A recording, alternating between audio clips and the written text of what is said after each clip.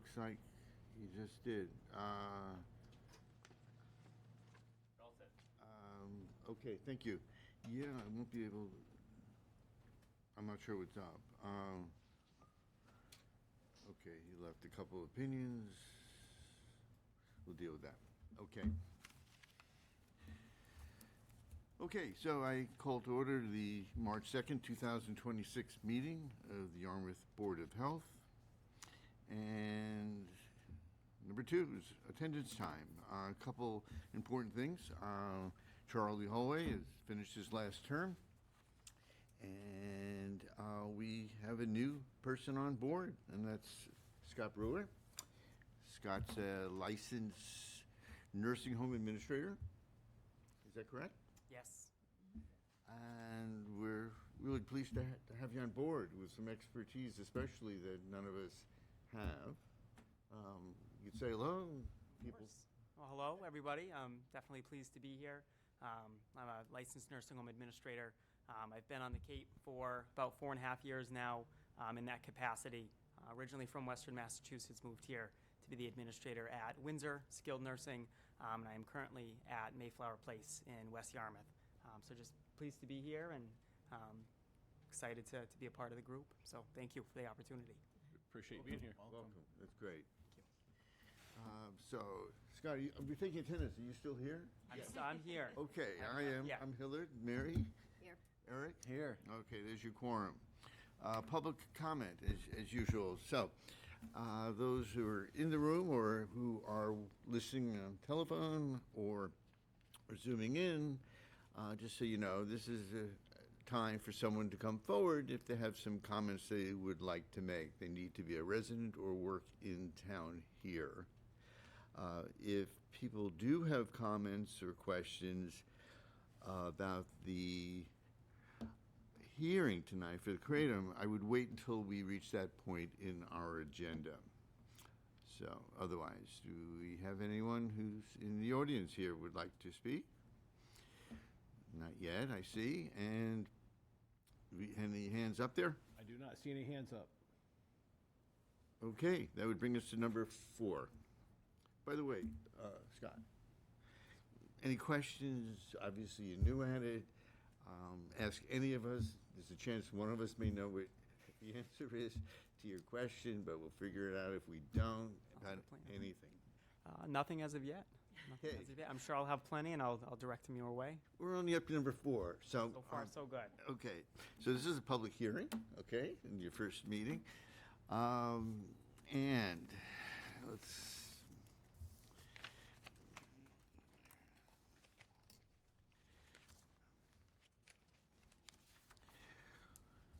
okay, so the hearing is about essentially, well, here's the regulations. The Town of Yarmouth Board of Health regulation prohibiting the manufacturing, sale, and distribution of synthetic and natural-derived kratom unregulated novel intoxicating products. It's a long title for it.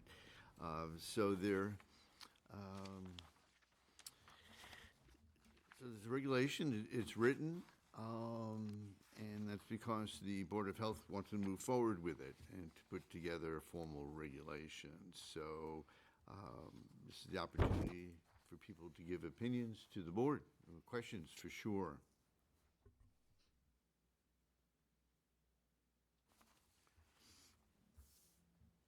I don't see any hands raised on the Zoom. Is this going to be a brief public hearing? So far.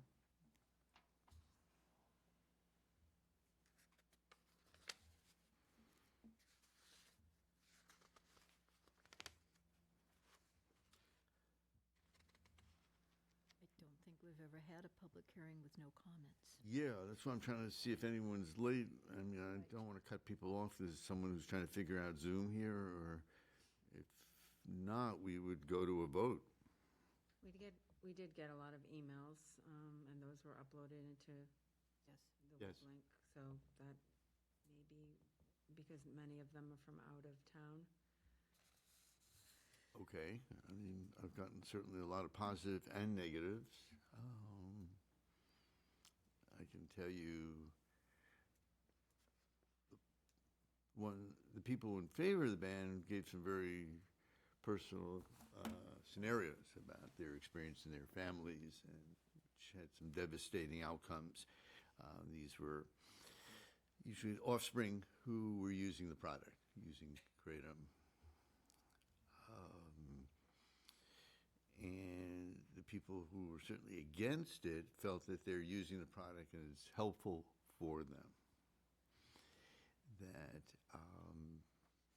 most commonly, letters I received, emails, I guess, mainly were saying that product was helpful for them who are dealing with certain substance abuse, and mainly opiates.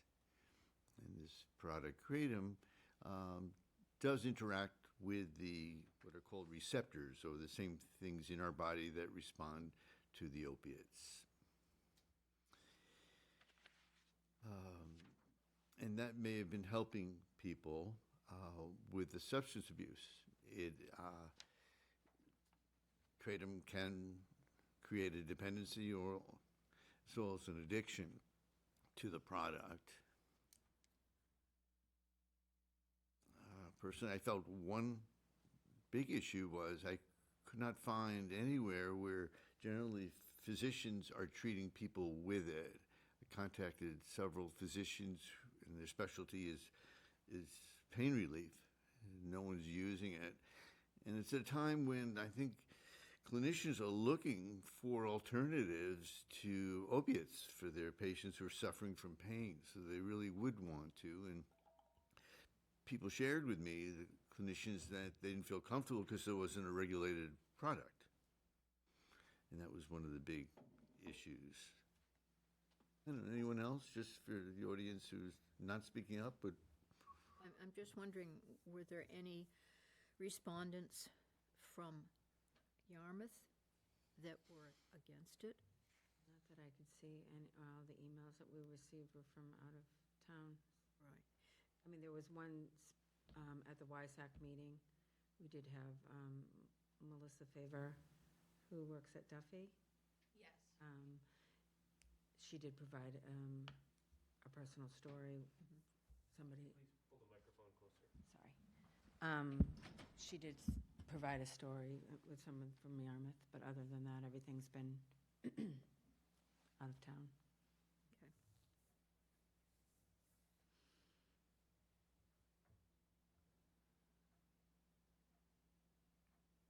people want to proceed, we can. Someone can make a motion here to decide whether or not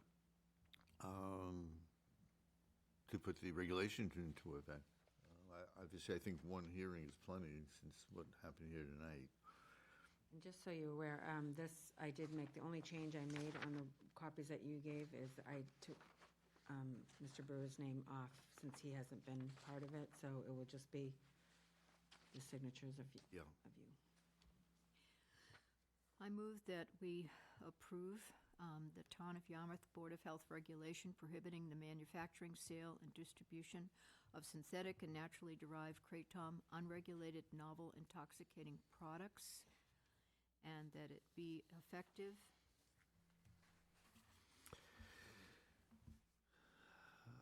April 1st. Yeah, that would give some time for certainly the store owners. Yeah, that sounds. April 1st, 2026. Second. Second.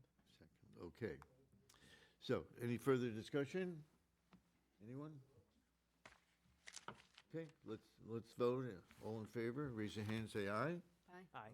So that passes unanimously. Okay. So that's more work for Phil. Yeah, it is. You But know. that's okay. You'll be up to Yeah. it, right? Yeah, we got it. Okay. This will be an easy one compared to Okay, good. the last one we passed. Okay.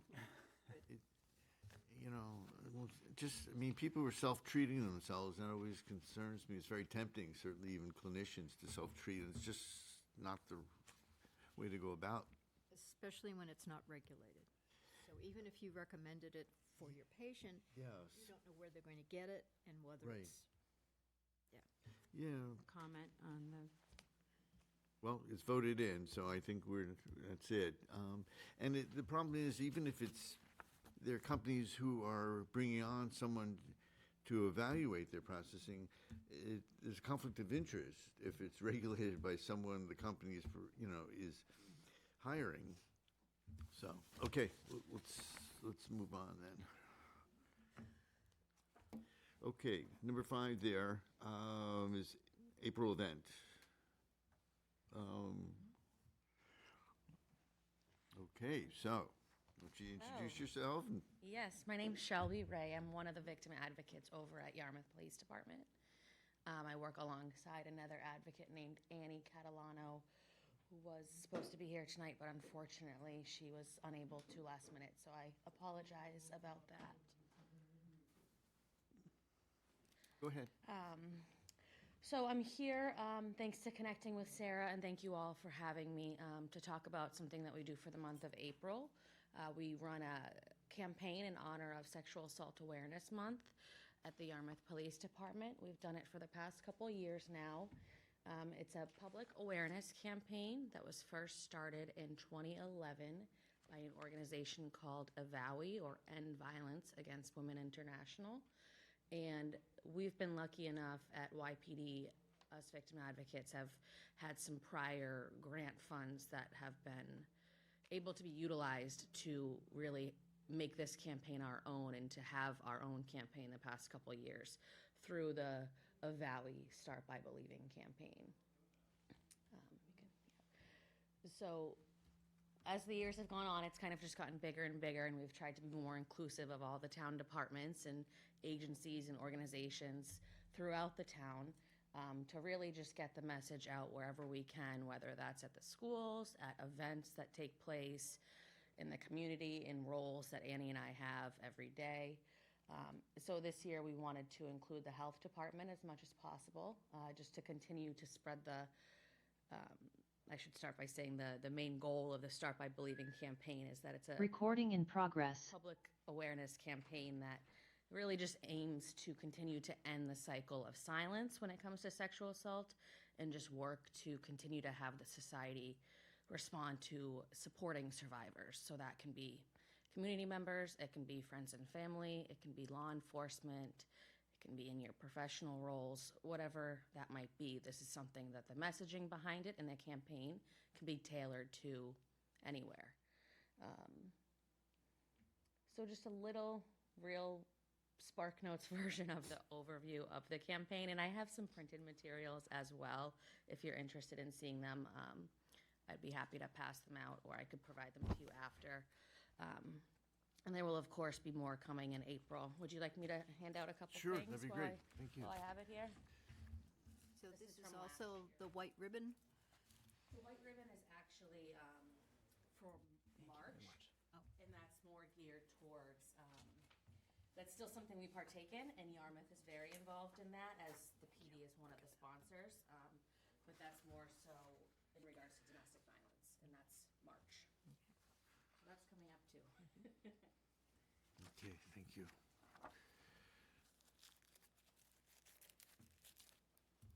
Thank you, Shelby. Sure. And again, these are just some of, these documents are actually last year's documents. you. They remain the same for the information and the overall messaging. Are these available on the PD website, or do you mind if we put these up on our website? Oh, yeah, absolutely. I'm going to provide them directly to you. If you can get us an electronic version sent to myself and Sarah, we can get them put up on the, Yeah, I can absolutely do that. And I'll make sure you folks have everything. Again, this is kind of just an overview of, actually, if you want to pass this one around, this one's pretty helpful too. Just the, oh, you already have that one. I apologize. The frequently asked questions is a good rundown because it is kind of a lot of information, but when it comes down to it, it's pretty straightforward. Their website and the information online is also super accessible and easy to digest, so I would suggest looking at that too at some point. One of the things that we're going to be doing as our partnership with the health department is we're hoping to have a couple videos, slideshows. They're both very brief, about 5 minutes each, played throughout the month on a specific day as well. And that also is a really good way to get a better feel as to why this all came about and how it's affected communities across the country. It is actually now an international campaign too, which is pretty cool to see via those two videos. I did not put those videos within my PowerPoint because I just figured you folks would be able to watch them on your own time, your own accord. And I'll make sure that those get sent out to you as well. Yeah, we get the link, then people can watch them on their own through our website. Yeah, great idea. Okay. This just had to be in there for, you can, just some of the, just to get a feel for like what it kind of looks like graphic-wise. You can go right ahead. So we, specifically as part of our campaign, we also design a special police cruiser that maybe you folks have seen the past couple of years throughout the month of April. We've done 3 cruisers now. We partner with Simple Signs right out of Hyannis. They're fantastic to work with, and we design an SUV cruiser for the month of April that has the messaging and the colors of, it's still TBD what this year is going to look like. I'm getting my final prototypes done tomorrow with Simple Signs. But again, it's just maybe like it's like a moving billboard that we place in locations all around town. Right out front is usually the kickoff that we do because it's a huge point of attraction and gets people talking. And then we also make a point to have the cruiser responding to emergency calls on the road with officers as well. We also take it to all sorts of specific events throughout the month of April. So that's a really good way to continue to catch the eye of the public and the community members that we work with and just continue to spread the mission of the Start by Believing. The high school? Do you put Yep, it at the high school? we have gone to the high school the past couple of years as well. Yep, and the SROs are super helpful with helping us coordinate that, and they've been very receptive to it. And last year we were able to go in and speak to them a little bit further and make sure that they have all of the printed materials as well, and just resources that folks, even at the school or in the community, might not be aware of that exists, that Annie and I are able to help people with. It's just, Senior center. yes, Good. yep. Worked with the senior center the past couple of years as well. So the first Wednesday of April, which falls on April 1st, April 1st this year falls on a Wednesday, so that will be our campaign launch kickoff day. It also happens to be the Evowies, the creators of the campaign, Start by Believing Day. So that just marks, kind of the kickoff of everything. A couple other key dates that we have coordinated specifically for Yarmouth. The Day of Action is important for the month itself. That's a nationwide cause that is honored, and usually it just kind of looks like if your agency is willing to or wanting to participate, you can kind of make it whatever you want.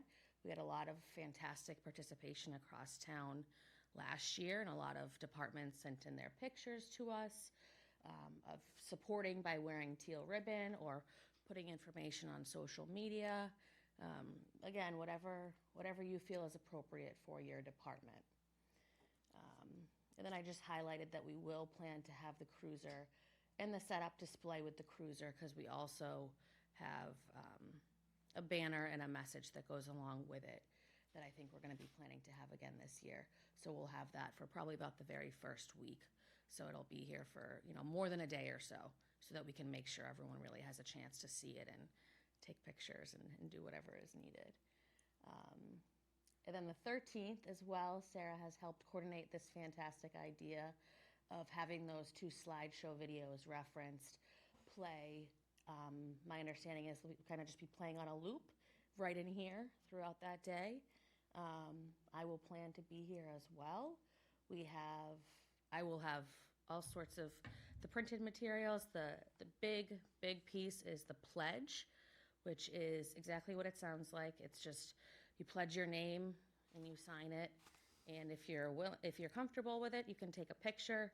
If you're comfortable with signing it and turning this in, we will be collecting them, just because our campaign is recognized by the Evowie organization. So when everything's all said and done, I do have to do a report and an update to them. So the pledges will be available. Again, I'll make sure that you have these for your website, for your offices, for wherever you would like them. I also have some posters. Really anything you could want or need, you can feel free to request, because I have this all made through Staples, and I'll be just doing constant orders prior to April and throughout the month of April. So if there's anything that you need or that you see that you want changed a little bit, it's completely possible to do that. And these are just a couple fun photos of the past couple years, giving a brief overview. The prior one, the first one is my Lieutenant Cal Bogdan. This was the first year we did it a couple of years ago. And Avowie actually did this whole spotlight on us right after they saw it, which was pretty cool just to be recognized for the campaign. And as you see in the description, we had, made a point to show that this was something that was done through all throughout town, being at the schools, the courts in Barnstable, the Chamber of Commerce, the Town Hall. We work really closely with the folks and the advocates over at court with the caseload that we have for the sexual assault cases ongoing. So we made a point to coordinate with those folks at the district attorney's office. Also Independence House, the nonprofit in Hyannis. I'm not sure how familiar you all are. Also Children's Cove as well. So these are just some pictures to give you a little snapshot of visuals from what we've done the past couple of years. This was last year right out front. This was one of the awesome pictures that got sent in on the Wear Teal Day. This was when we went over to the Children's Cove Advocacy Center, and their staff was super supportive. The Chamber of Commerce. View of the admin staff signing the pledge. We make a point to have everyone over at the police department do the pledge throughout the month. We usually do a presentation and updates for anything important to know in regards to these cases all throughout the month of April at roll call trainings with the officers. So Annie and myself do that. Just a couple suggestions or things that you could do to follow along for the April campaign. Obviously, the YPD social media, we make a point to really have a lot going on there for updates. I will soon have completed a whole calendar that I do in advance for where exactly the cruiser will be for every day of the month. So if that's something anyone wanted access to, I'd be happy to share it.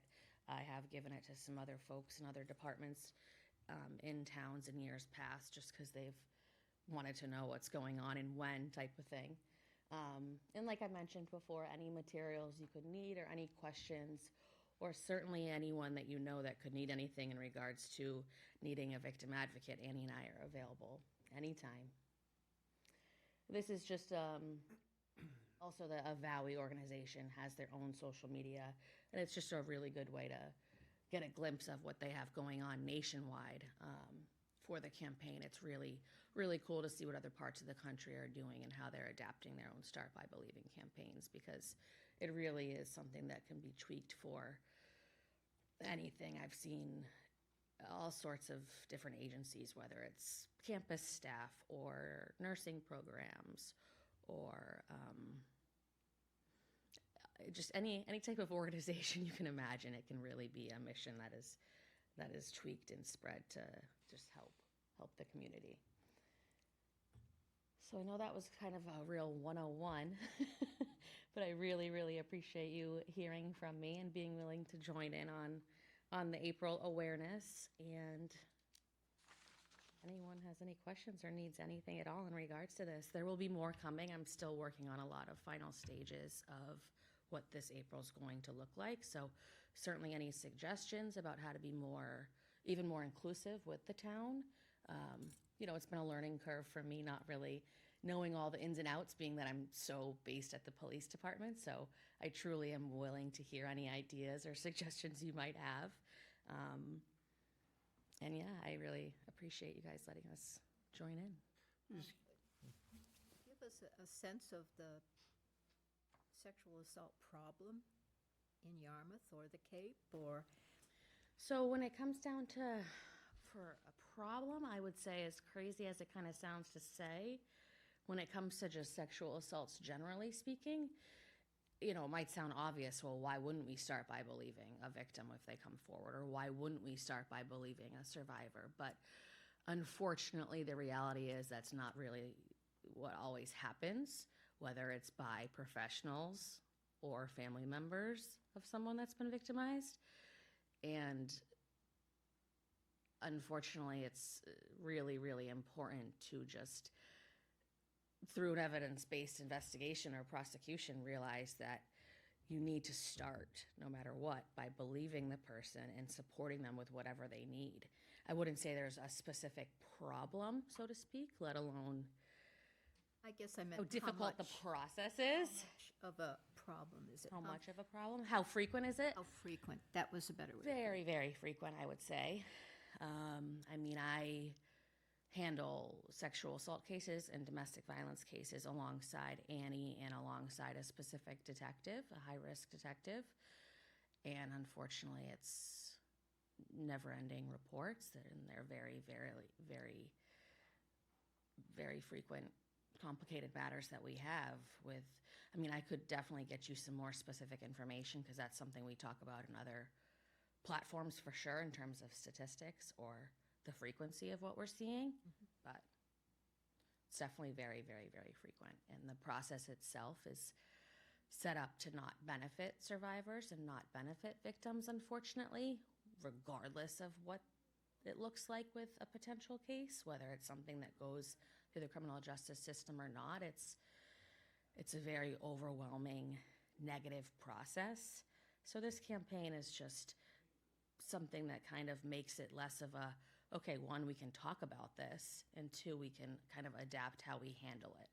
It's not so much focusing on necessarily the outcome for these cases or what exactly that person might end up facing for a case if they report, but it's more so just we need to start with this type of mindset and go from there.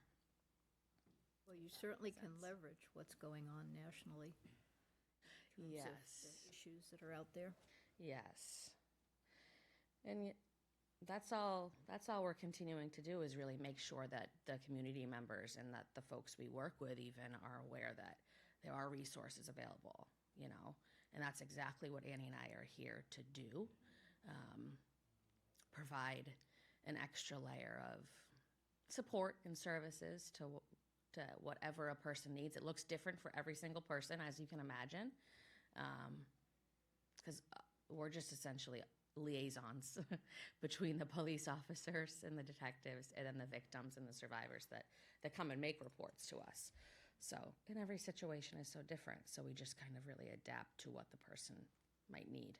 I used to see in public bathrooms little notices for organizations that were helping people that were victims of domestic abuse. I haven't seen anything about sexual assault. Is that still done? Can that still be done? For like the bathroom campaign? I've seen that for concerns of human trafficking. I've seen that more recently. I certainly haven't seen it really for domestic violence or sexual assault. But even just here on the Cape, we're very, very lucky with the amount of resources that we have through Children's Cove, the Advocacy Center, which is specifically for children, but also Independence House. So we work extremely closely with them. And are you all aware of Independence House? Okay. Yes. So we really do all just continuously work together to help the folks with whatever they need. I personally was in the court system for a very long time as a victim advocate handling these matters for the district attorney's office. So I was more court-based and helping victims through the court process. So, now being over at the police department, it's just very, very helpful to have that past experience as well, to be able to more so right off the bat from the first interaction with the person before an investigation even really starts, I'm able to jump in and help that victim with whatever they need and kind of give them a roadmap as to this is what it's going to look like for your next steps. So it really just kind of all depends. I don't mean to give a vague answer, but yeah, we're able to help anyone. And a lot of the times, Annie and I find ourselves being connected with people that sometimes might not even necessarily be directly in Yarmouth, or maybe their assault happened in Yarmouth and they need services elsewhere now, or whatever it is, we're able to navigate. Sure. But we definitely have a lot going on in Yarmouth, unfortunately. What options are there for the victim who really has no financial means, really can't afford to get continued therapy or whatever their needs may be? What are the options there? Yeah, the financial concerns are definitely huge, especially now more than ever for victims. But, even just again to mention Independence House, their services are free and confidential. So it's the biggest selling point. The first thing I tell people, free and confidential services. Annie and I are not bound to confidentiality the same way, as you can imagine, being that we work at the police department.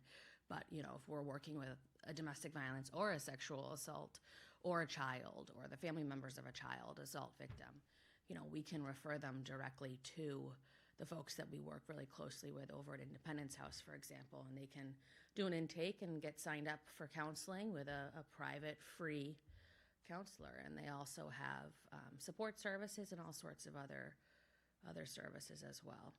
And similar to that, there's other options. I mean, if someone were starting the legal process of making a report about an assault or something they experienced, we do whatever we can to help them with whatever resource they need, if it's financially, if it's, and anything it could be. So that's a lot of what Annie and I spend time doing, trying to find resources for people. What happens to the victim who's brought into the ER 2 in the morning? What happens to that victim? Like if there's a sexual assault at 2 in the morning? Yeah. Yeah, so there are something called medical accompaniment advocates that exist here on the Cape, and they are always contacted by the emergency room. No matter what time of day it is, they're on call all the time. So they're not just being met with law enforcement or just being met with hospital staff. It's really important that they also have a level of advocacy as well. So those folks that respond to, like, for example, Cape Cod Hospital at 2 a.m., if there's a sexual assault reported, they actually work through Independence House as well. Law enforcement is typically going to be getting involved if they're the ones that are called first. Sometimes they're giving the hospital a heads up, but if not, the hospital could be the ones reaching out and saying, we need a Barnstable officer or a Barnstable detective or a Yarmouth, whatever it might be. And this is something that happens very, very frequently. And from there, whatever law enforcement agency it is, they do respond and take it from there. Annie and I aren't on call, but we would find out about it, as soon as we get the text or the email or the phone call from that officer that responded. And then we follow up as soon as possible and make that point of contact with that victim and just go from there with safety planning and getting them exactly what they need. It's a very delicate issue.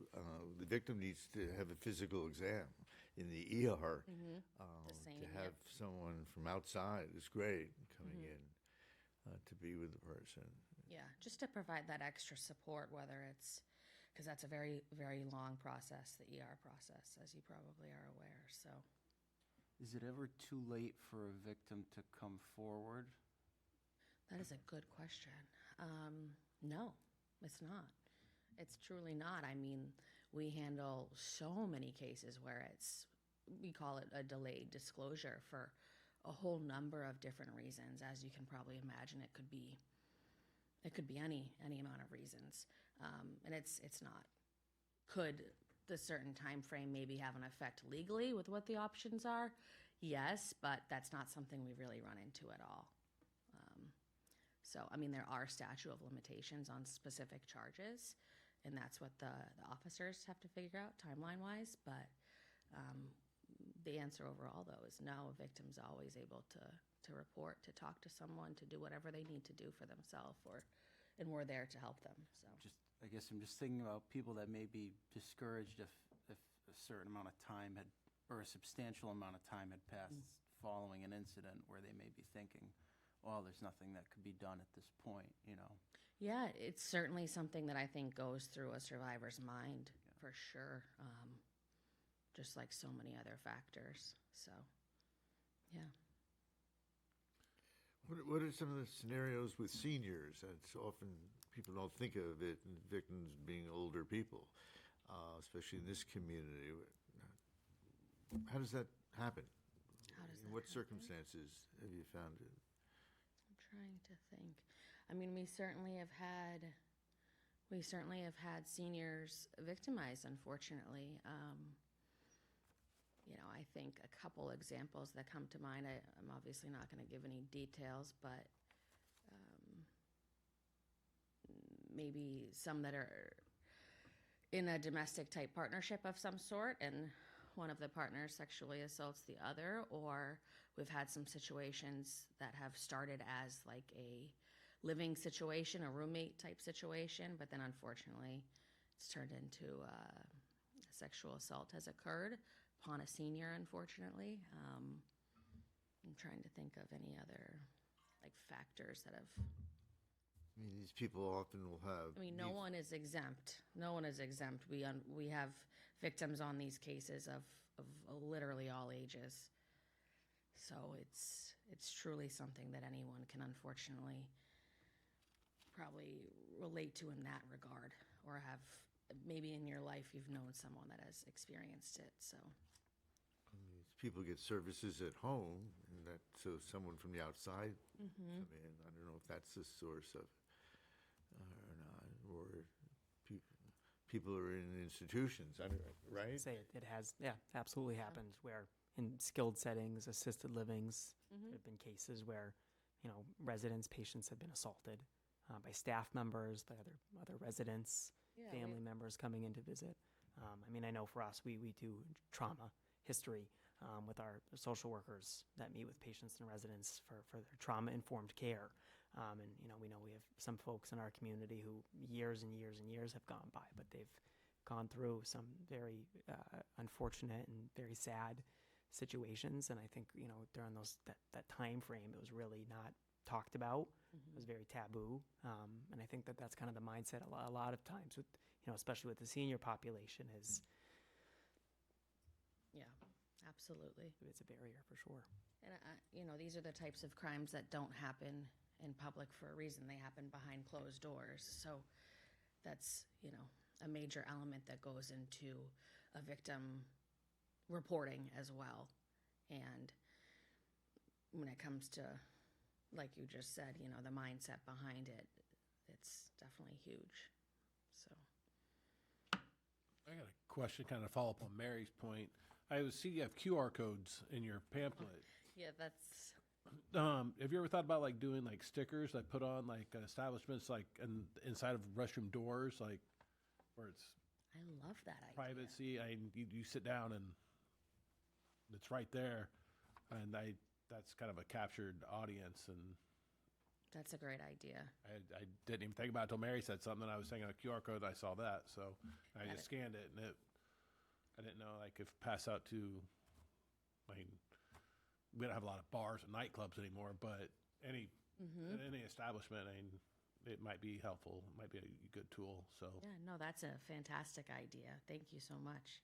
Could do gyms as well, you know, women's Gyms, locker like rooms, any any place where public it's place, private and basically. separate. I know last year at one point, there was a community member that even suggested putting something at the rest stops. Yes.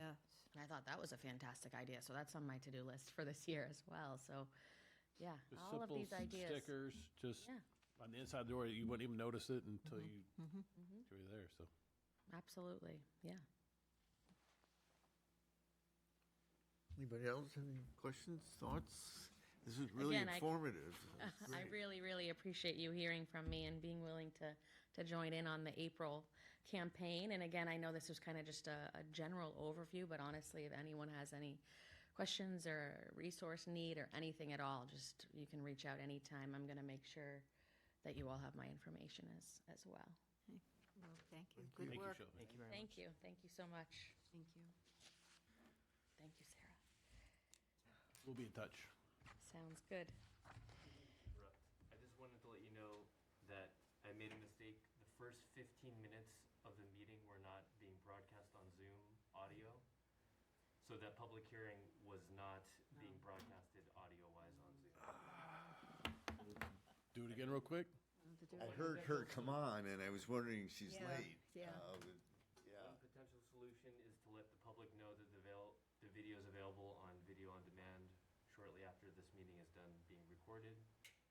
That's the only Okay. technical solution I can offer now. It's working now. It's been recorded. Yes. It was broadcasting on the television channel with audio, as well as live streaming. It was just the Zoom stream that did not have the audio. Oh. Okay, thanks. That's not good. Should we? Want to redo it? I think we should Yeah. ask.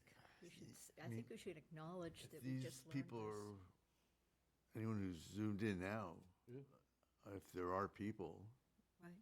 who want to address the board about this kratom regulation, Local people. yeah, if you're a resident or you work here in town, and you've zoomed in, apparently you would not have heard or been able to watch We- the hearing. Yeah, we do have one hand raised on there now, so. Okay. Okay, let's go ahead then. Nick, his hand's raised, if you want to let him in. Yes, audio check, Mr. Chairman. Yes. Okay, you're good. Very good there. Thank you very much. Yeah, technical difficulties does happen, but when the technology works, it works great. So besides that, I see you have a new member. Well, welcome aboard. He's already participated greatly this evening, and we welcome that. And to the rest of the board members, thank you very much for all your hard work, and I'm glad we've made it through the very wonderful Hernando healthy storm that we all had just a week ago. So it's all nice to see you. And I was just curious about the hearing tonight on kratom and the public outreach that we did. I know there was a couple of meetings, then the hearing. I didn't see anything on the website about the education of kratom and what it does and what it does not do. And I didn't see anything on the social media or the communications department reaching out to the public, considering it's only limited within our borders. We're taking questions. So I was wondering if I missed all that, Mr. Chairman, or did we actually have something on the website? Did we put something on social media to educate our community? We want to educate, not regulate. So I don't know if that happened. Could you answer those questions? Well, there certainly was a lot of discussion on the board at our meetings, our recent meetings, about the issue and the possibility of having a regulation. So the board was educating themselves as well as the public, and we were pretty diligent about that. But was Right, there, excuse me, yeah. I did happen to watch those meetings, and that's the only education that I got. And here we are within a couple of months making a regulation, so I don't know what's the process. How far do we educate the community before we make a regulation? I mean, it took years to educate the public for not smoking cigarettes, and I think we've done a great job. It took years for us to educate the people about eating right and staying healthy, and I think we've done a good job. So I think every type of regulation should have the same attention and deserves the same education. And I was wondering how the board felt on that. I think we could certainly put something on the website about Kratom and announce that the policy has been made, the regulation has been made, and this is why, and make it very brief, but direct them to other resources, credible resources. Yep. We got a lot of emails that we've put together in a file. We can get those out to you if you want us to get those out to you. Anybody that wants any information can reach out to the health department. We're more than happy to help them out, so. And we can certainly provide links for full articles if people want to take the time to read about it. It's not going to change anything the board has done at this point. Well, Mr. Chairman, if I can interrupt you, and I Sure. would totally appreciate any type of education. I mean, I believe the Board of Health at one time had a anti-smoking campaign going on. I think we have people in the high school from the Board of Health educating people. We have a great Board of Health. And the Board of Health, number one thing is to educate people. We need to have healthy, educated people to make healthy, educated decisions. And, you know, there's nothing wrong with regulation, and I appreciate all the regulation. The green burial regulation, I was in every meeting watching it. It's very important to me what my community does. And so I was just wondering if we could educate a little bit more. And, you know, you already made the regulation, that's fine. But when the next one comes up, let's do our due diligence and spend some more time educating, because we all don't know and we all can't get the information within 6 months of a topic. And it's taking years, like I said, to curve society, to make them make the right decisions by educating. So with that, I'll leave you back to your meeting, and thank you very much. Okay. Thank you. Thank Yeah. you. Thank you. I think it's a point well taken that we do a little bit more education about a topic that we're going to discuss seriously in terms of a regulation. Because I think we kind of assume people out there know about it, and yet we all knew, or I think most of us hadn't even heard about it until we started seeing what other towns were doing, and Barry brought the news to us. That's, I see no other hands, Mr. Chairman. And that's certainly what we've been doing with the nicotine-free generation. We've been talking about it a long time for that purpose also, but I suppose, you know, we can post things online. Let's put those FAQs online, And, nicotine-free yeah, generation. but people need to do their own homework Right. a little bit and put the Well- effort in, and that's all we can provide is some easy information. I mean, to make it easy, friendly. Right.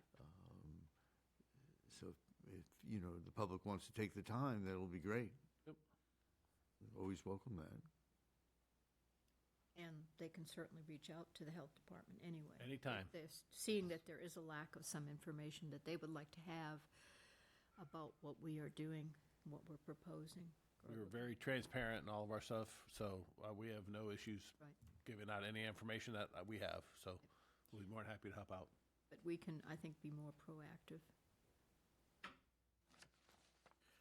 Okay, number 6 here is the WISAC, February 11th meeting. I didn't have a copy of the minutes. I don't think you did either. They're not available at this time. Not available, yeah. And I don't remember everyone's name exactly who came that night. I don't know if you do or not, so I'm not in a great position to start running down the meeting and giving, you know, all what took place. We certainly, I can bring it up at the next meeting. I'm happy to do that. Yeah, I think Annie has, obviously she's not feeling well, so she's happy to come at the next meeting and provide an update. She can, or just if we have a little summary of what took place, so one, you know, one of us gets it right. That's all. Understood. Yeah, Sure you have the notes yeah. for your next meeting. I think it'd be more productive because, you know, we had a guest speaker. She was great, and there's a lot of information about it. But off the top of my head, I really can't provide that. That's all. So that'd be great. And you don't have to feel obligated to stay for a whole meeting. I feel obligated to tell people that. You can stay if you'd like. Yeah, the food here is great, so we're gonna just put your order in now for anything you want to eat. Okay. I'll bring snacks next time. Right. You have a good seat, right? There's no one sitting in your way. I will say, I made cupcakes last April. Ah, Okay. Okay. Moving along here. Seventh item is the nicotine-free generation. That's a discussion tonight. Do We've had, we want to update Scott on the nicotine-free generation as we're updating him, and the public can get it updated also? So I went to the MHOA, Massachusetts Health Officers Association annual convention in Springfield back in early October, late September. And one of the seminars was on NFG, tobacco use and regulation. I didn't know what it was. And NFG stands for nicotine-free generation. It's a movement been started in Brookline, where it doesn't affect anybody that's smoking now, anybody over 21. They started with an age. Anybody born after X date, once they turn 21, they're not able to purchase tobacco products, nicotine products, whether it's chew, zing, cigars, anything like that. So And they can't purchase any up until then either. yeah, well, they can't purchase anything up until then either. So it's not so what it doesn't affect the retailers immediately. So each year it's a gradual increase. So say if we did it now for the kids that were born in 2010, they're 15 years old. So it'll be 6 years from now before this actually starts to kick in. And that what we're trying to do is just make a healthier town and community. When I first heard about this, there were 18 towns. The day after I heard about it, Dover passed theirs. There were 19. And as of now, I think there's 20 plus towns that are going to nicotine-free generations.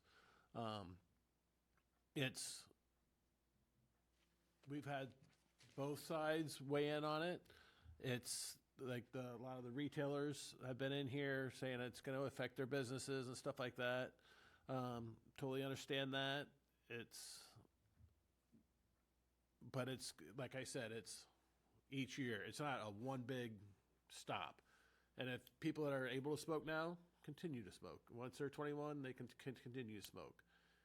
They can go to another town to get it. Just in Yarmouth. Yarmouth is, when it comes to nicotine and cigarette regulations, Yarmouth in the state has been one of the first foregoers of the health end of it. Am I saying that right for you guys? Yeah. And I've only been here 2.5 years. So, and these guys, the board's been here a lot longer, and they're great. The flavored tobacco, the vapes and stuff like that. We were one of the first towns to put those bans and regulations in effect, which now the whole state has gone to it. Soon enough, the whole state's going to go to the kratom that's already on the thing at the State House. Nicotine-free generation is another one that's starting to go out. So we've been having since October, we've been having discussions once, twice a month on this, and we're getting close to making a decision if we want to continue or if we want to just put it aside. So that's kind of. And it is something that was tested in court. Brookline was brought to court, and the judge said that they had the right to do this in the interest of public health of the community. So that had been one of the questions about whether or not it could stand that test. Let's say a regulation was 2005. People born after that. If everyone who's 21 or above now keeps smoking for their life, I don't know, I'm just trying to do the math in my head. If people live to 80 years old, I mean, it's going to take 60 years for a town to be really nicotine free. Right. So it could take 6 decades for that to fully take place. And with your clientele, they're a little bit older, where Eric's clientele are the youth that we're trying to target. It's two different, which is great. We have two different eyes on this right now. So Eric teaches. Okay, so he's yeah. his students, yes. Yeah, I mean, I think it's a worthwhile venture. I mean, from someone who works kind of on the opposite end. I mean, we have plenty of people that are coming in with, chronic conditions related to smoking. I mean, we have people with lung cancer, COPD, shortness of breath, exacerbation. I mean, it has obviously a very negative impact on our overall well-being. As a parent, I have 2 daughters. I have a 15-month-old and an 8-year-old. And I recognize the impact that it adds on people my age, people a little bit younger. Obviously people have veered away a bit from cigarettes, but vapes. I mean, vaping is just as bad, if not worse in some cases. So I think, the goal of any organization such as this is how do you make your community a safer place and a healthier place, and how do you have a generation, a younger generation, have a life that's better than the one we currently have. And I think it really starts with putting some regulations in place as far as wellness. Maybe not favorable from the view of some, but in the long run, our goal is how do we extend life? How do we improve the quality of life that we're able to provide? So. How do you manage smokers who come into your facility? So I have two different answers. Okay.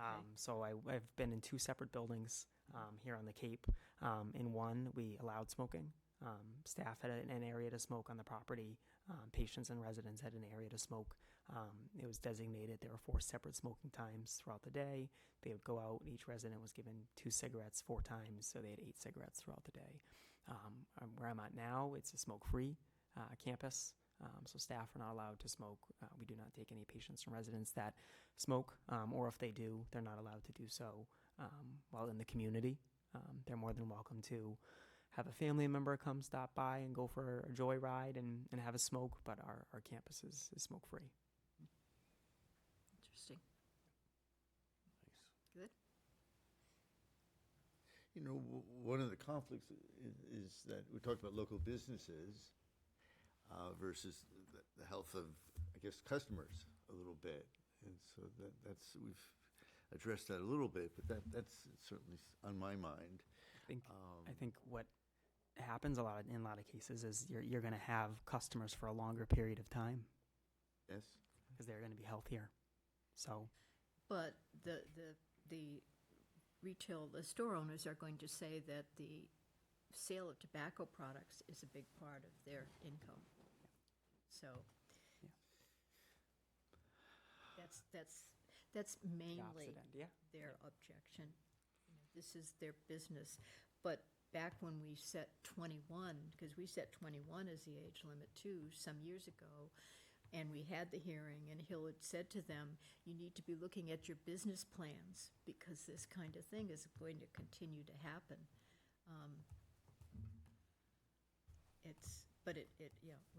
We have how many establishments that sell 20? 27. 27, and we have a policy in place that if someone goes out of business, their liquor license goes away. Tobacco license. Tobacco I'm license. sorry, tobacco. We don't deal with the liquor, thank God. The tobacco license goes away unless they can sell it to another person that's going to, operate a tobacco retail establishment. But there's no new tobacco licenses that are issued in town. But that's taking a long time to go down. Yeah, I think 2 businesses perhaps. But the goal in mind, of course, was not to have a store where you could buy tobacco. But that may be, would have been 160 years. The other argument that I want to bring up is to what the retail store owners are saying is that people will go to the other towns. The Cape is a fairly small, isolated place, and that's true. People can go to the Dennis, they can go to Hyannis, they can go to Barnstable, they can quickly, just as easily go someplace else for their cigarettes or anything else that they might be going to buy. Which is true, So if we can discourage one kid, right? I think, the right thing more often than not isn't the easy thing, and just because those around us are making a choice and putting the value in a dollar over safety and wellness, that's their obligation. But I think as a Board of Health for the town of Yarmouth, our obligation is health and wellness. And if that means we do something contrary to, local towns or local opinion, that's, so be it. Yeah, I mean, it's, Larry had brought up the issue of the cost of it to society, and that I can tell you if you just walk into an emergency department for nothing, for a splinter, it's $1,000, in this state. And that's for a nothing visit. It's where it probably didn't need to be in the ER. If a patient's in the ICU with limited intervention, I don't know, you're talking $3,000 a day, and that's not for someone who's on a breathing machine. It is, so there's a major expense to society. Disease cancer. as costs, yeah. And not even emergency needs, but cancer that is killing people and Or need long-term care Yeah. because of severe COPD. Which is also expensive. Yes, it Healthcare is. is not cheap. Yeah, just being on oxygen is expensive. So that's.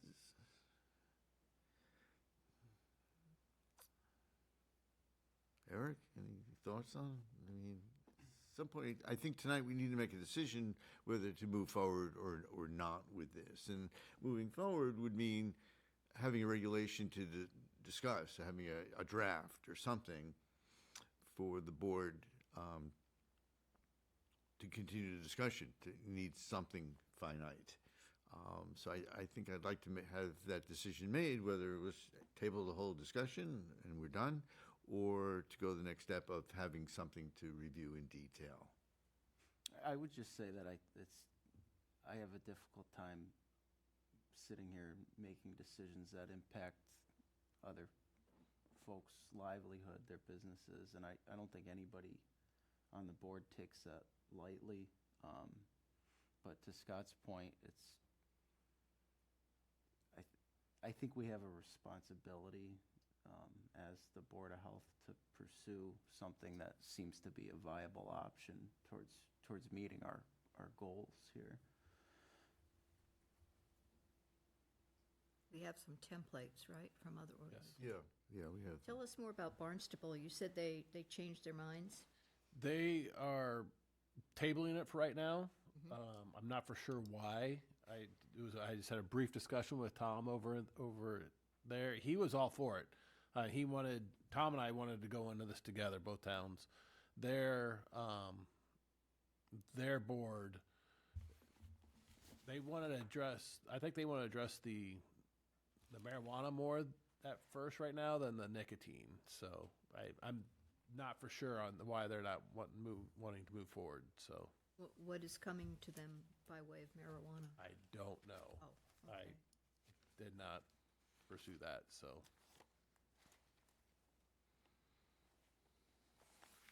I certainly, it would have been easier for me if they were going along with Yeah. it, but no other town on the Cape that's, not yet. did But you? no other towns were 21 either. No, I know that.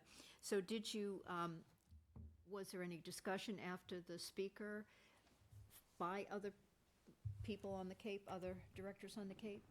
They're waiting to see what we do, honestly.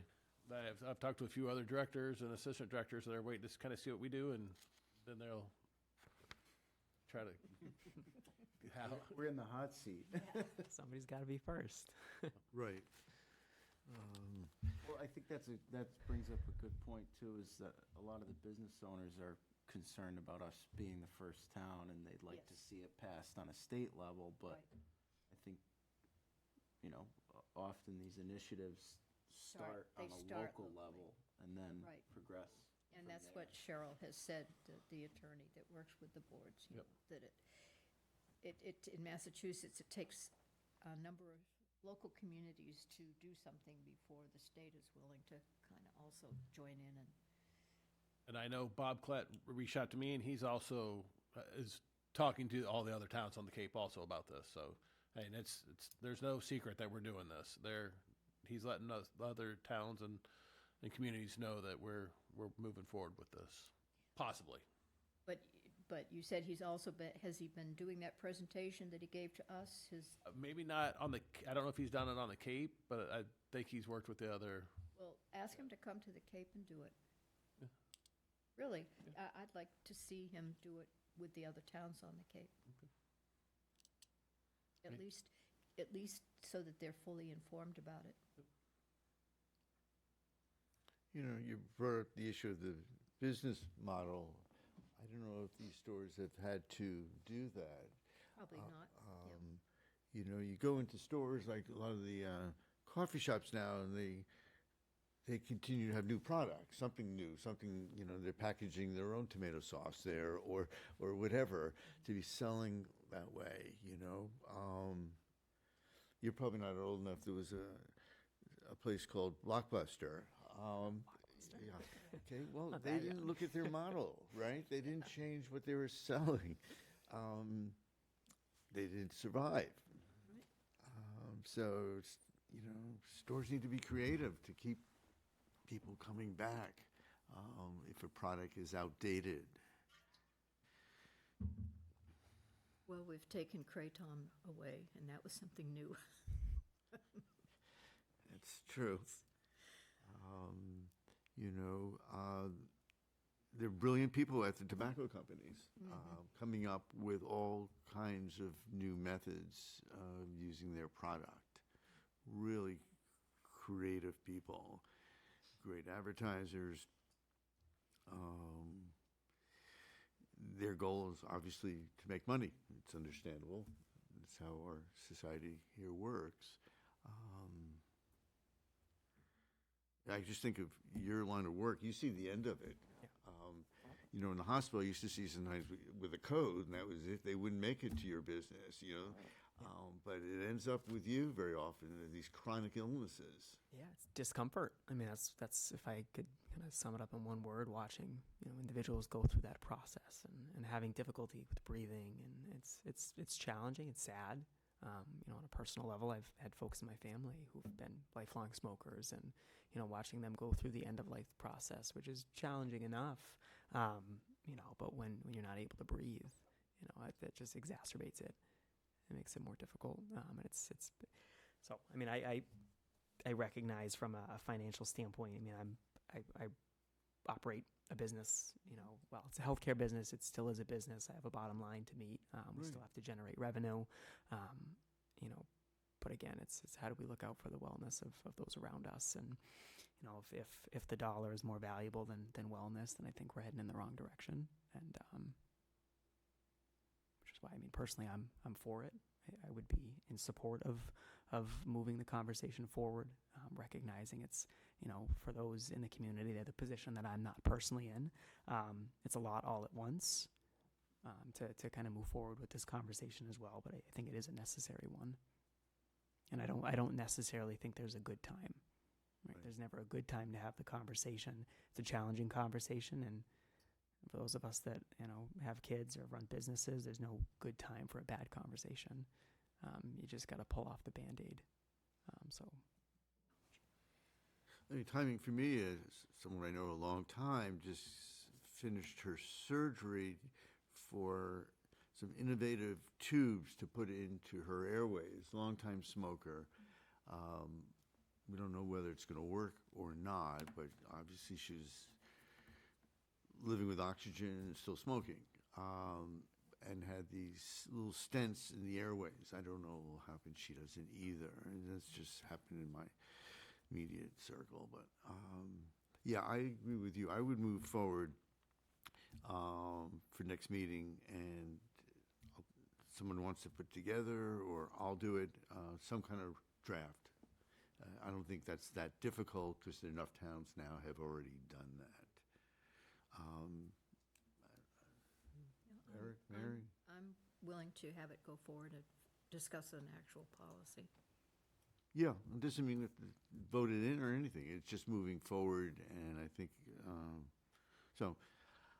As for educating the public, okay, that was brought forward. So, Well, the what do you think? FAQs for FNG need to be on the website Okay, with the statement that we're continuing our discussion of the nicotine-free generation movement.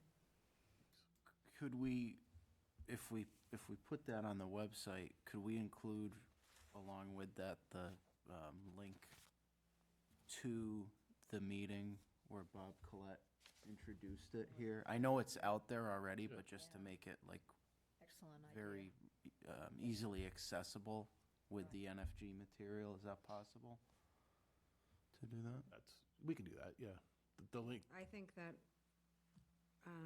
Barry should work with our communications team and come up with They've gotten pretty good, haven't they? Yeah, it's a big difference here in town. It's been great, actually. That's going to be very important to do, similar to what we did with the plastics, I think. Okay, Yep, I can do that. Because we had a lot of trouble with that with COVID. It was just, mess. It wasn't coordinated, we it wasn't were- kept up to date, it was, right. I can put stuff on the website all day, but I think that at Okay. this level, it probably Sure. warrants a higher little bit of communication. Right, with That's fine. good-sized font to it so people can Yes, see it. lots of big letters, yes. well, and I think that this will engender more of a public hearing audience than, Yes. I mean, the Pats aren't playing, the Celtics, where's everyone tonight? I think the Celtics do play tonight. Celtics are, yeah. They are? What time? Who are they playing? Oh, who are they playing? I don't know. Probably not the Jalen Brown and Neemias Queta are out, so it's gonna be less exciting. Well, we usually don't do this anyway. My son saw the Nets. They got blown away by 30 points against the Celtics the other night. Someone gave him a ticket, so he drove up for it. But all right, let's get off of sports. So it's time to review and approve minutes. Hopefully everyone had a chance to take a look. Are there any corrections to the minutes?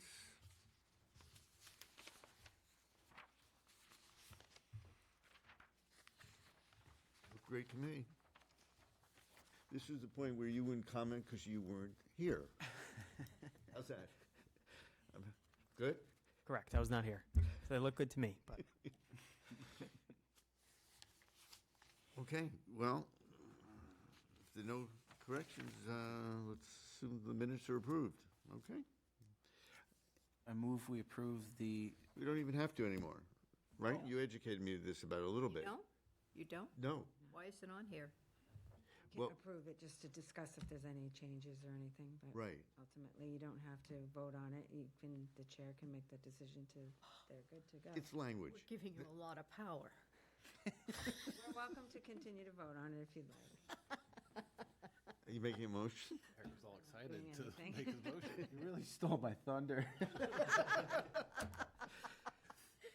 I told you, we run a really tight meeting. absolutely, I like it. Good. I like it. Okay, Well, moving on. yeah, stay with us, Mary. Okay, now, number 9 is regulation prohibiting the sale of synthetic psychoactive substances. So where are we with that, Yes. Barry? So that got read, so what had happened a few years ago, the whole process didn't go through. We went through the proper steps up and had you guys sign it. We went upstairs and it's all ready to go, correct, Sarah? It's stamped in, it's It sufficient. did. We just wanted to let you know it's officially in now.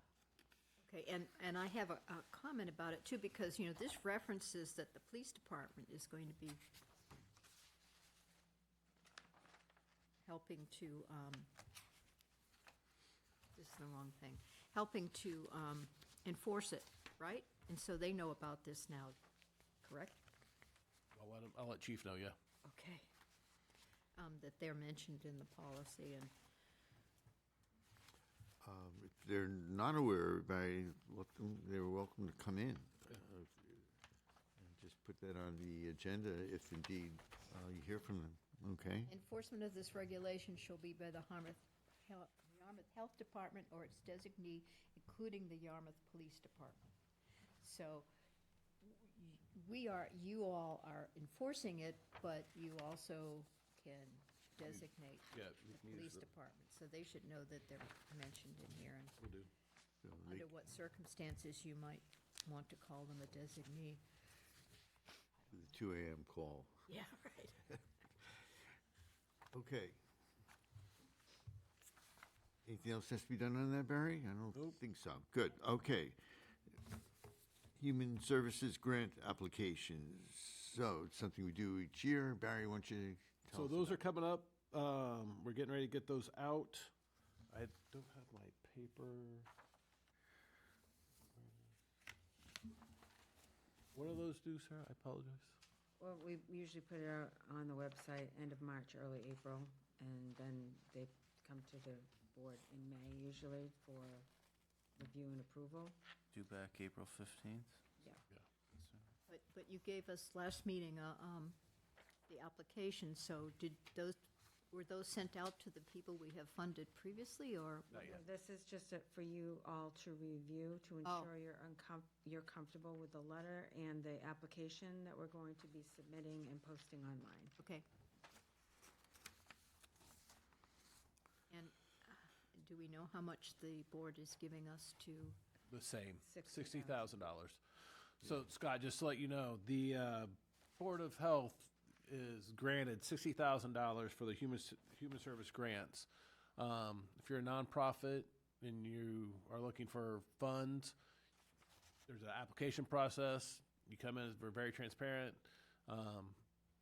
They'll come and tell us their story, why they need it, why and who they're servicing, and the board decides if they can give all $60,000 to one organization, or they can give $1 to 60,000 organizations. It's all up to the board. So, We've never done either of those things. no, but there's an option in the middle there.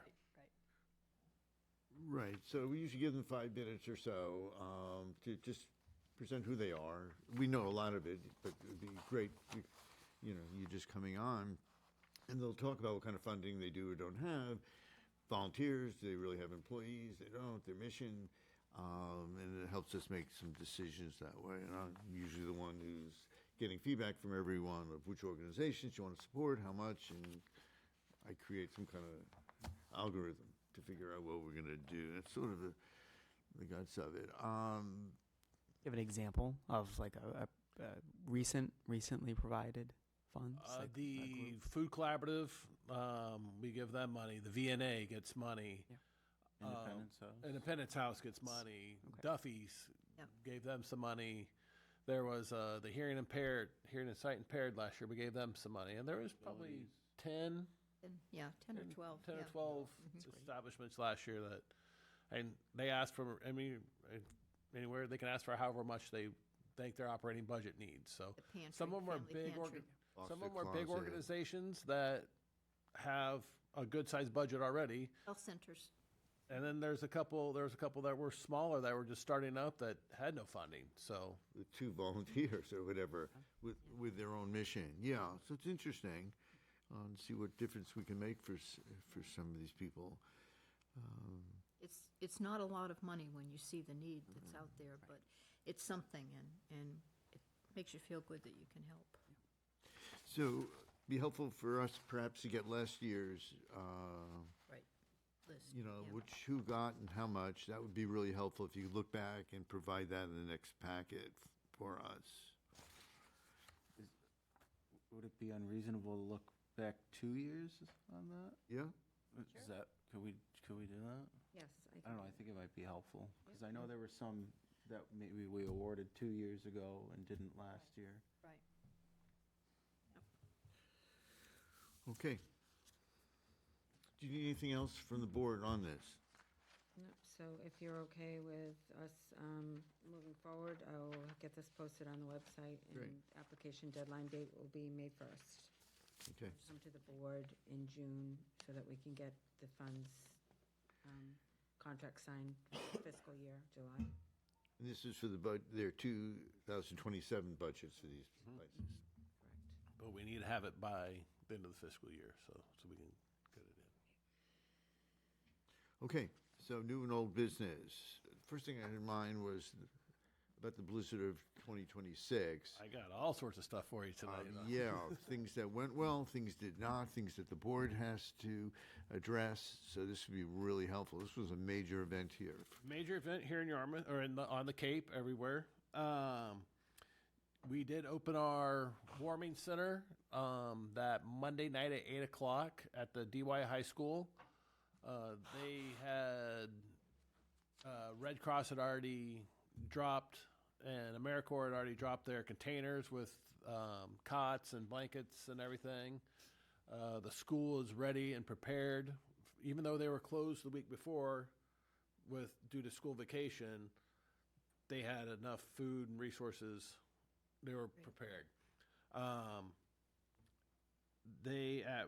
I was there every day. At the highest point, we had 220 plus people at the center. definitely an older population. A lot of people were having issues getting to and from. Just I had troubles getting in and out of my house. Fire, ambulance, police were helping transport. Once major roads got cleared off, RTA, we had designated buses for the RTA to come pick up and transport people.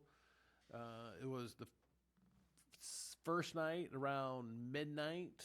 Nauset Swarming Center went down and lost their heating and their generator.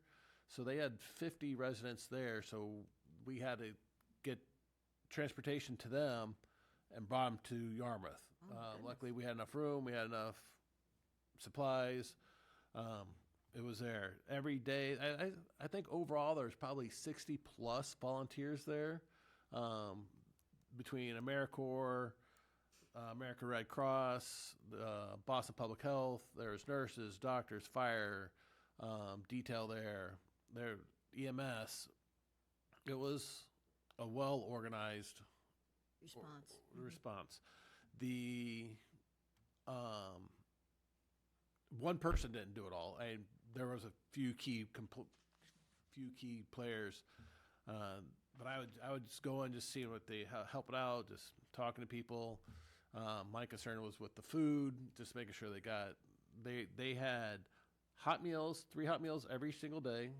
The first night they had spaghetti and meatballs, garlic bread, salad, all day long. They had 4 or 5 different varieties of sandwiches, two soups, hamburgers and cheeseburgers and hot dogs for lunch. The next night they had homemade meatloaf. They had chicken the next night. So they were getting some good meal. I want to give a good shout out to the DY food staff. They did a great job. The one thing that they were they ran out of, but they weren't prepared for it, was coffee cups, 8-ounce coffee cups. I don't want to toot my own horn, but I resorted back to my old life, and I made a few phone calls, and I commandeered a case of 1,000 coffee cups from a friend. So big shout out to that person. They know who they are. But you're not home. You're in a gymnasium on a cot. I know if my wife didn't have coffee for a day, so I was very eager to go find some coffee cups for them. But besides that, they did a great job. They ended up on Wednesday closing at 1:00. I went Tuesday day, and a lot of people were coming and going because they wanted to get back to their houses to see if their power was still on. But then they had transportation. They had 4 buses dedicated to the DY High School from RTA, 2 just for the town of Yarmouth, 1 for the Outer Cape because we were bringing people in from P-Town and everything, and then 1 for a float. So very well organized, very well. It went off without a hitch. So I was very happy with that. Kind of back to, I don't want to say the human service grants, but I want to give a big shout out to the family table. Last I heard, they did 17,000 plus meals for the community. There were people couldn't cook or have power, and they somehow were able to put out 17,000 meals. So I don't know if you're listening, Jenny, or not, but if anybody does know her, that was huge. That's just Cape Cod coming together. I can't give enough of a big shout out to them. So that was a great offer. They did that. I want to shout out to World Central Kitchen also, Yeah. who came and helped with some of the supply issues. Yep. And everybody that helped out, I want to give a big shout out to. It was more than any of us expected. I have seen, and it was just cleanup is still going to take months. Now that the snow's getting a little lighter, I'm like, well, where'd all these limbs come from? They were buried in the snow. I'm gonna have to hire Eric's team, Eric's class, to come clean my yard. So There's some folks that want to make some money. yeah, Yeah. got some young kids Tell them to go pass out some flyers in my neighborhood. They'll get everybody. Not in the bathrooms. So yeah, I as of Wednesday evening, 99.9% of the power was back on. If for some reason you've been out of town and you get back home and your power's not on, what they do, they go by grids. So you need to reach out to NSTAR to Eversource. I apologize, Eversource, and they'll get your power back on. So to even follow up with that, one thing the county sent us that we sent out to everybody was a post-storm food safety retail establishment checklist. We sent out to everybody. Phil's already been in touch with all of them to make sure. I mean, once we got everybody safe and home, one of my concerns was I don't want these restaurants serving people food that went bad. So we gave them this checklist. We have it up on our website also. We also have one for home. If you're going back home now, and any doubt for the people living in the listening in the audience, any doubt for how long your power is out, Throw it out. just toss it out. It's good to purge your refrigerator every once in a while.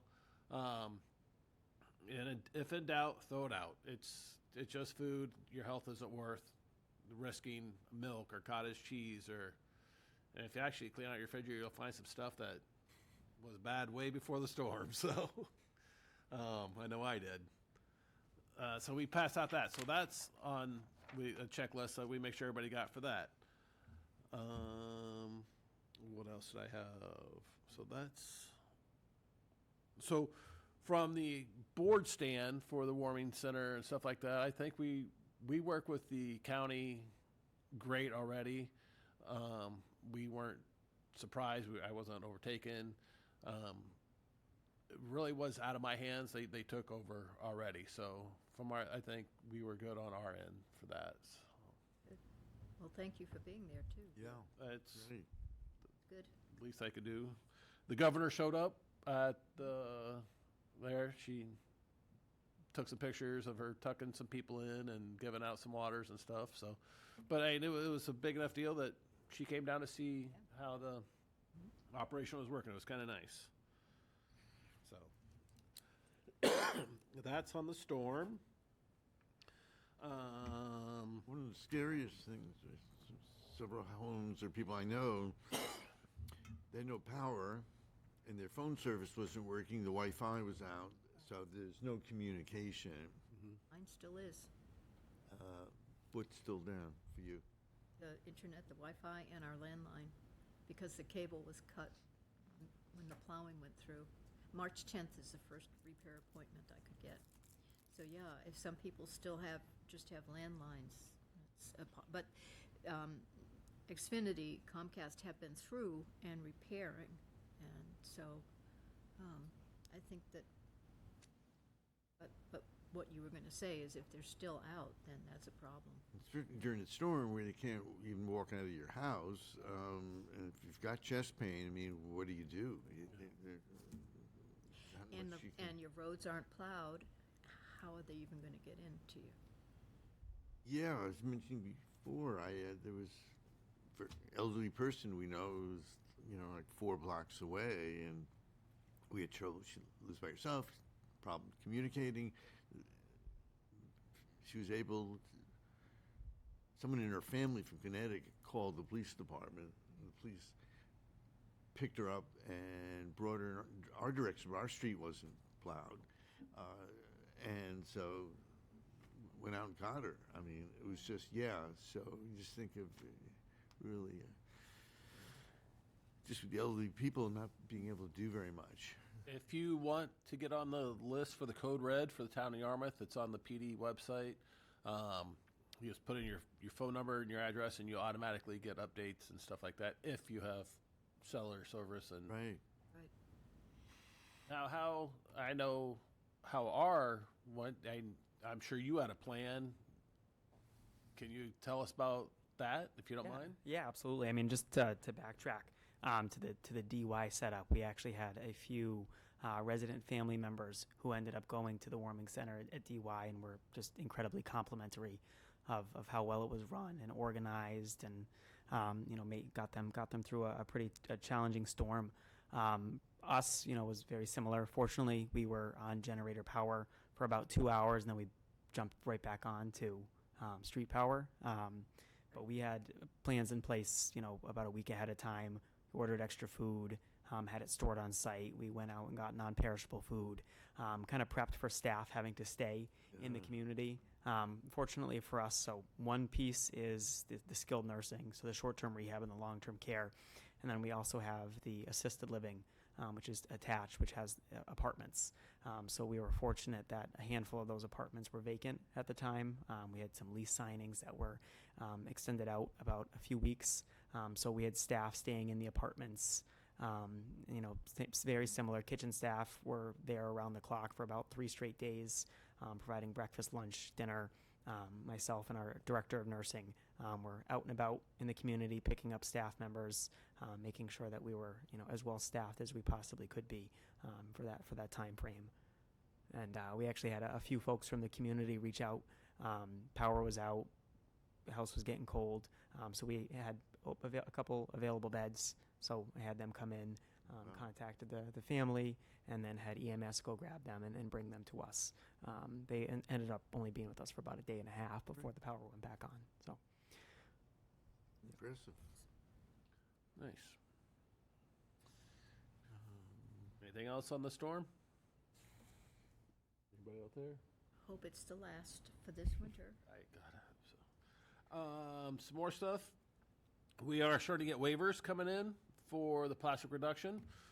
One of the bigger pushback ones was Duncan's, but they just sent a nice email. They might have found a suitable replacement, so that'll be coming in. I did deny a few waivers and variances before the storm hit. So those will probably be coming to us within a month in front of the board. More of the bigger corporate ones that they can only order off a certain order guide, that they can't get certain products. So I told them, I was like, well, I know these are available. They're going to bring in their sustainable managers to let us know what they're doing and how they're doing with their ordering. I had a very good meeting with the 99 this morning. I went out there, looked at all their products, talked to them. They were one of their to-go products she was very concerned about, and it's not a single serve. It's a reusable, washable to-go container. I was like, there you go. And then she had these nice big plastic bags for their to-go stuff. And once I looked through it and read it, multiple use, reusable bags. So they were already doing stuff without even knowing they were doing stuff good. So they're ordering all their straws and all that stuff. And that corporation, they can move stuff in and then just move their other stuff to another store. It's not Where very a lot of the smaller mom and pops Right. don't have another store to Right. unload it on. So that's what we're working on there.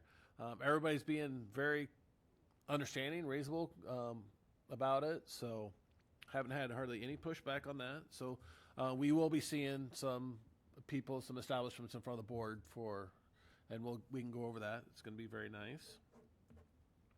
And what's the delay based upon? You said a month, that before people would come in front of the board. I gave on the denial. They have 30 days. Okay. To appeal. To appeal. But they haven't been turned down yet, right? I mean, in other words, You turn them down. You turn them Right. I turned them down with like. they're not further coming to the review. board? Well, I turned them down. They'll have to. And they have to come to the Yeah, board. they have to come in front of Just the to board. set this up initially, you and I kind of set Yeah. that up with Mark. So it comes, until we get underway with all this, all of them would come to us. Every Request single for the waiver. variances, just for the first couple to see how this is going to work. Be careful. That was all. And then the majority of them in the future, they're all going to be handled in the health department, for sure. So if you've actually denied them, that doesn't mean I just denied them. That doesn't mean they're right. being. So the decision would have to be made on these early ones by us. Basically, it's moving them for further discussion So down the road. I was just thinking, of moving it up, best interests for the town as well as the store owner, for them to come in earlier, so Sooner people the can better. come in 2 weeks.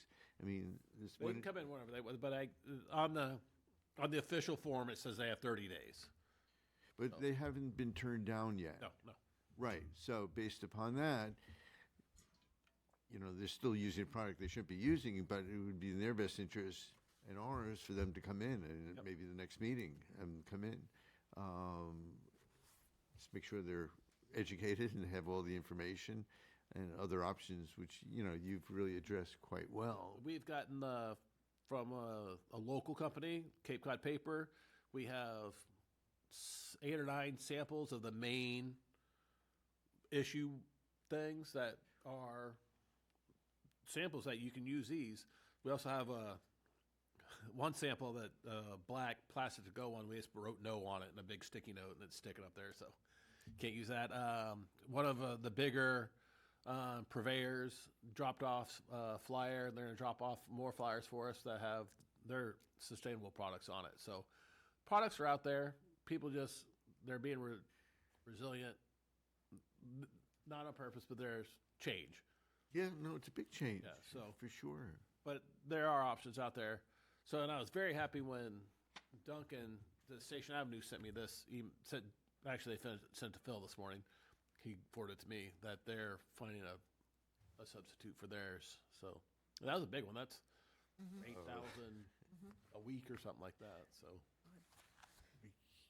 Curious if that product can be used by other stores if they need it. Yeah, I mean, absolutely. could be buying the same product. They may not get the it's same. just, well, it has the Duncan. Yeah, I'm sure I have that. I'll have to look. I put it in front of you. It's in here? Okay. Yeah, you can take mine. Pass that down. Um, I put one in front of everybody. But yeah, they like I said, we have samples of the cups of all different sizes and everything. So the lids are the harder ones to find. I'm coming across that. The lids are people have the cups, but the lids are. The way I look at it, if you're 98% there, I'm Yeah. good. I'm kind of happy right now. So. Right. So we'll be getting some of those. You asked about hoarding. I did some of my homes that I knew that had people in them over the storm. I did drive by. I know 2 of them have been sold, and those people have moved on. They opted to sell their homes, which is good. And another one is they were at the shelter. I saw they were there, and then the third one I haven't heard, or the one of them I haven't heard, and from them at all recently.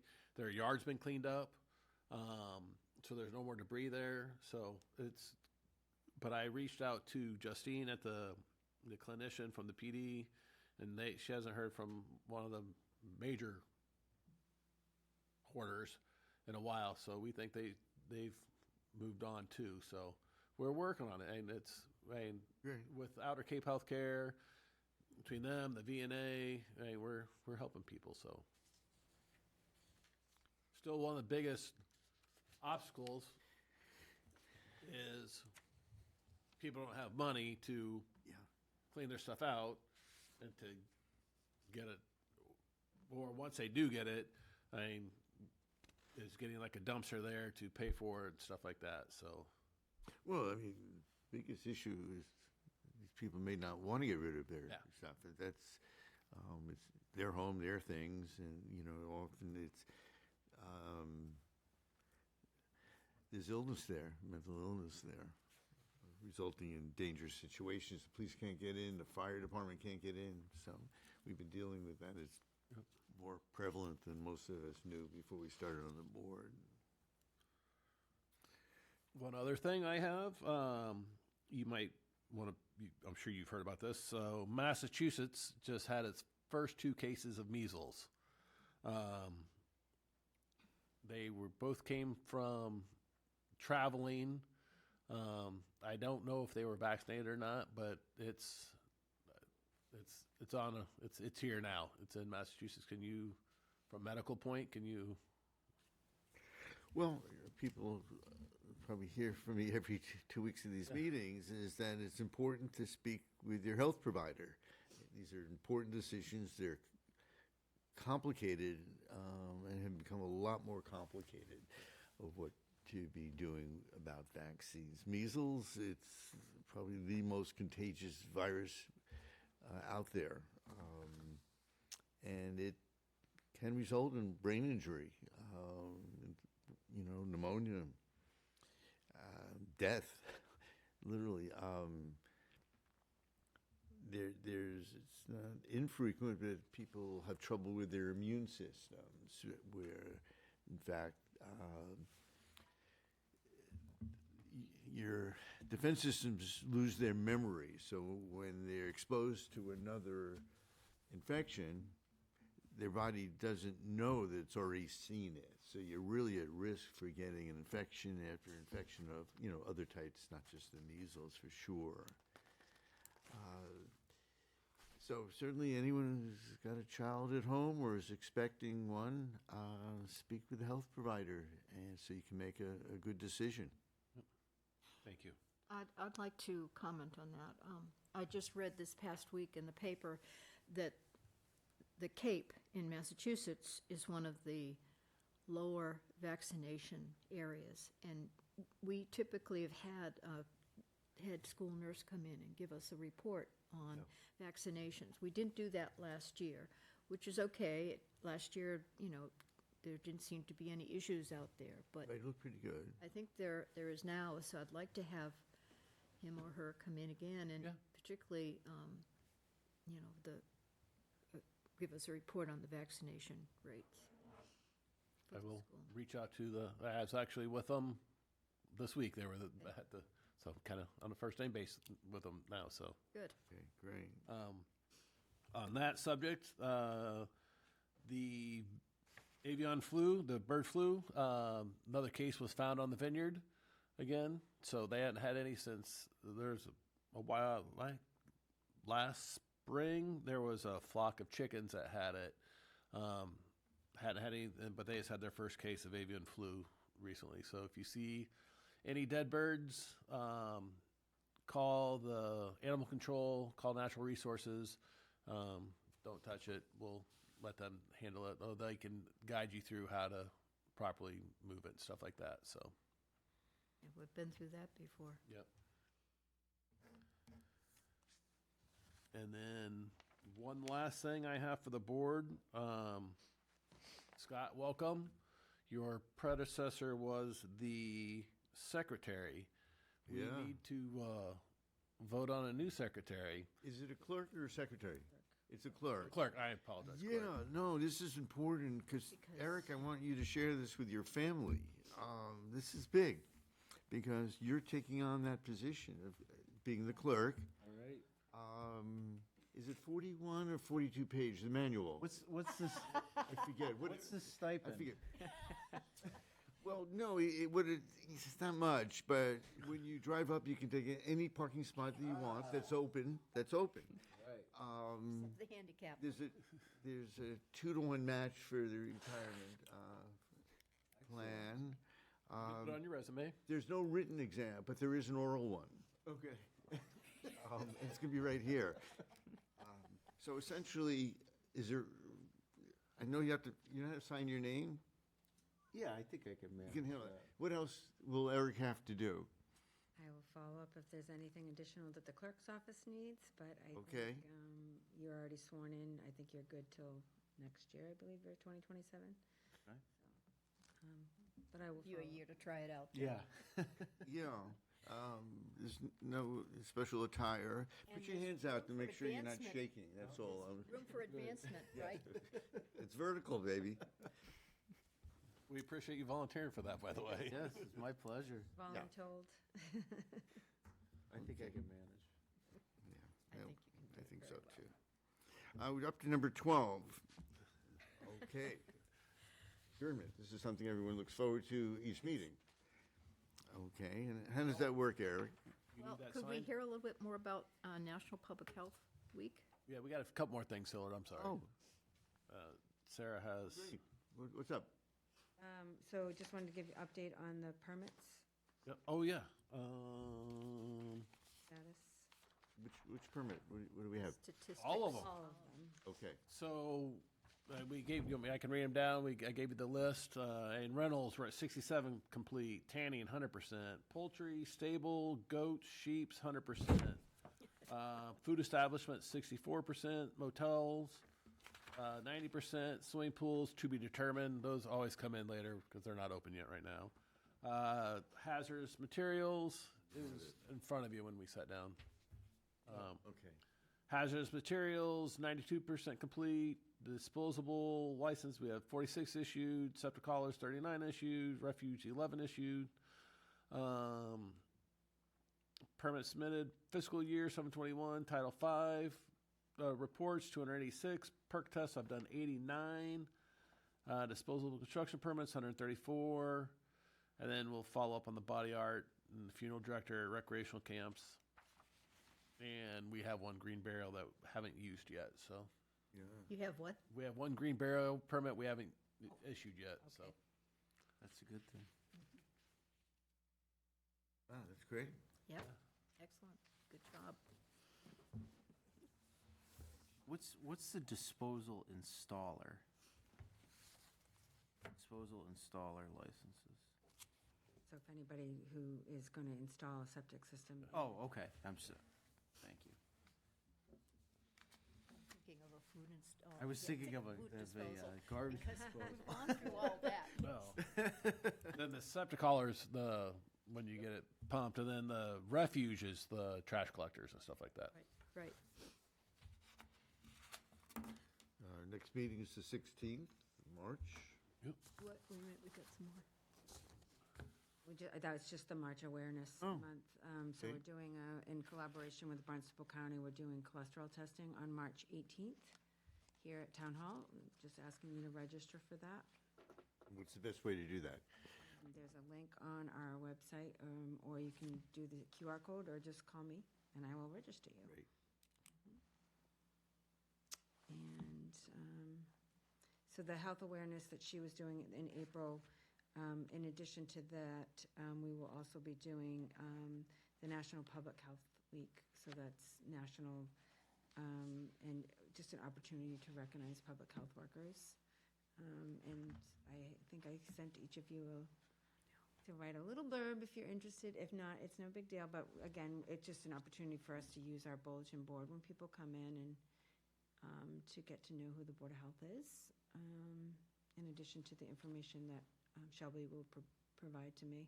It will be up there, and just think it's nice to have people have a face, with just who they are, so if they don't get to watch it on TV. So just to recognize all the work that. Well, we're already well-known publicly. right? Yeah. And I'm finding out more and more people watch our meetings. I know. A lot of people watching. Thank you for watching them. I appreciate it. Hi, everybody. Yes. So, thank you. I apologize for not getting back to you on that. It's okay. just- We have time. We're just in March. I'm planning, I like to plan 2 months ahead. So May, I'm also working on that. And also the woman that came to the WISAC meeting for the Sharing Kindness, I think we may do work with her maybe in September. That'd be great. So these are, if also if you have any ideas of any awareness things that, you did the fall risk, you brought to my attention. So if any of you have any other ideas of awareness, just so you know, what we do is each month the health department has been doing an awareness month. So we kind of focused on something. We try to do it, what's nationally also being done. So we had diabetes, obviously. October's a big breast cancer awareness. So we try to do it so that we can kind of work collaboratively with other departments, or Barnstable County has public nurses that we try to use, the VNA and such too, so. And that's all. Yeah, Sarah you've been does doing a that. great job with it, really. Thank you Yes. very much. It's been mostly Sarah's work, so, yes. And Deb. And Deb, yeah. Yes. Yeah. she's the idea lady. She brings all the ideas and asks me to put them in. But no, this is great. So March is, if you are interested, there'll be a presentation right at 1:30. And then they'll do the testing right after that. Scott, feel free to send any of your residents down. for the- Absolutely. Well, yeah, Get- we'll we'll send get that you out to the community. Yeah, we'll get you a flyer to put up down there, so. We can send that to families, and we have the assisted living Yeah. right next door. They all have vehicles, so Perfect. we can get that message sent out there too. Yeah, we've been putting these in the COA flyer, which actually has been really helpful too. So we've been getting a lot of people from that. So just trying to tap into working with other departments in the town, like the YD, them, because you forget, we're all one big, Right. yeah, so you try to work together. So that's that. Oh, nice. Yeah, I was jumping it there. There you go. Okay. Well, Eric, I move we adjourn. We don't have to do that anymore. We don't have to do that one kidding. anymore? kidding, Come I'm on. kidding. You can't vote. That one I that's don't out of believe. date. That's out of date. Yeah, leave it out of the minutes. Okay, so we need a second motion, Second. and any discussion never is. It's good. So, all in favor of leaving? Everyone's leaving? Aye. The meeting is done. Thank you very much. Adjourned. Thank you, everyone.